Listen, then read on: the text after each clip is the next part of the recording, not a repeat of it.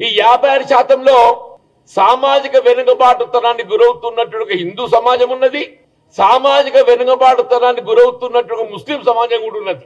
అంటే మీరు ఏ ముస్లిం సమాజం గురించి మాట్లాడుతున్నారో సామాజిక వెనుకబాటుతనానికి గురవుతున్నట్టు ముస్లిం జనాభా 10% ఇందులో చేర్చడంతో అది 56 చేరుకున్నది.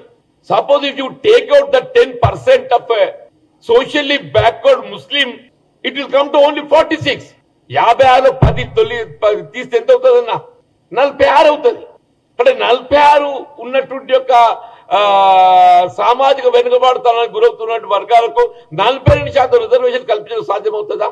అది 56 కాబట్టి ఏదైతుందో 42 అని ఒక భావనకు రావడం జరిగింది. అయితే ఇంకొక విషయం ఏంటంటే స్థానిక సంస్థలకు సంబంధించి దెర్ ఇస్ నో కేటగరైజేషన్. అది ABCDE ఉంది కదా, ABCD హిందూ సామాజిక వెనుకబడ్డ వర్గాలకు సంబంధించింది అయితే ఈ ఏదైతుందో ముస్లిం సామాజిక వెనుకబడ్డ వర్గాలకు సంబంధించింది. ఈ 42% రిజర్వేషన్ లో దెర్ ఇస్ నో కేటగరైజేషన్.